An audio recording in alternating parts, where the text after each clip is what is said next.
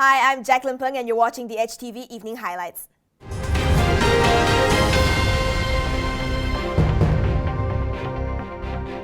Prime Minister Dato Sri Najib says Malaysians need to stop pointing fingers at the government for the spiralling cost of living. He says the recent spate of price hikes was due to external factors, and these were out of his administration's control. Najib uploaded an audio message on his website today. One reason for the spike in prices of goods and services, he says, is because of the fall in crude oil prices. This caused the government's revenue to shrink, which he says is the reason why subsidies can't be expanded. The second reason is the ringgit, which he says is falling in tandem with oil prices. He says this is because investors are selling the currency to invest in countries not affected by the oil price plunge. Namun, ada pihak yang cuba mengelirukan masyarakat tentang punca sebenar kenaikan harga barang dan kejatuhan ringgit. Mereka cuba menyalahkan kerajaan semata-mata. Walhal kerajaan sedang berusaha dengan gigih mencari jalan bagi mengawal harga barang yang naik akibat faktor luaran. Contohnya, kerajaan telah mengumumkan diskaun-diskaun khas pengangkutan awam baru-baru ini. He gave his assurance that Putrajaya is looking into measures to alleviate the people's burden. 1MDB has dismissed talks that it has set up an airline company.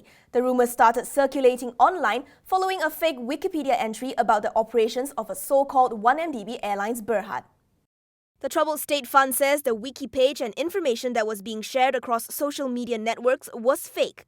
It says there is no such company owned or operated by 1MDB. In an email statement, 1MDB said it had publicly confirmed since February 2015 that it would not enter into any new investments or new businesses. It says it is putting its focus solely on its rationalization plan. The fund requested members of the public to ignore the information. According to the entry in Wikipedia, 1MDB Airlines Berhad was launched on November 30th. The entry said the carrier was set up to compete against Malaysia Airlines and AirAsia, and that it would be launching its first flight on February 1st, 2016 from Kuala Lumpur to Paris. The said entry has since been deleted.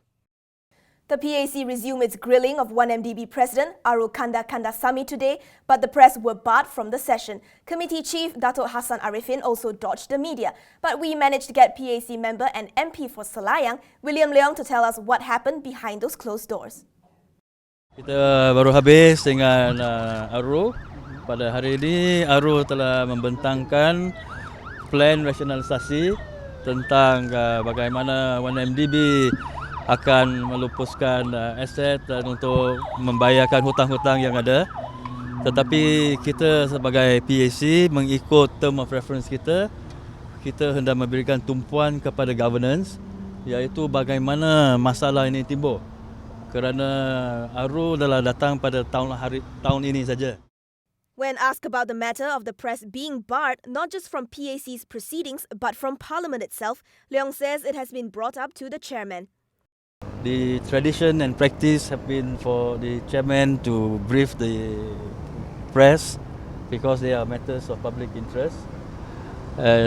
This is something that I will bring it up to him again because I don't see the reason why you all should be put out here in the hot sun to do your job. 1MDB is being probed for allegations of graft and money laundering by a number of foreign and local agencies, including Bank Negara and the MACC. The World Bank says Malaysia's economy is expected to grow at a slower pace next year and continue moderating in 2017. This as domestic demand cools amid tighter fiscal conditions. The World Bank is sticking to its GDP growth projection for Malaysia this year, which is 4.7%. In 2014, the economy grew 6%, and next year it is expected to decline further. Overall, though, domestic demand is still projected to grow and remain the main driver of growth. So economic growth is going to be driven by the domestic demand. I think we're still to be very solid. A slight decline in private consumption that is going to be compensated by substantial public investment. We expect negligible or even a little bit negative external contribution, because given the soft global markets and export prospects, we don't expect that to be taken. Overall, he says domestic demand will grow by 5.1% in 2016 and 5% in 2017. Private consumption will see a slight decline to 5.3% in 2015 and 2016 from 7% last year due to the slowdown in disposable income and a soft labour market. Fixed investment should expand, driven by strong public infrastructure development. Meanwhile, the current account surplus is projected to narrow to 2.5% of GDP this year and 2.6% next year due to the depressed commodity prices and the weaker ringgit. Last year, the figure stood at 4.3%. And that wraps up the evening highlights. I'm Jaqueline P'ng. Thank you for watching.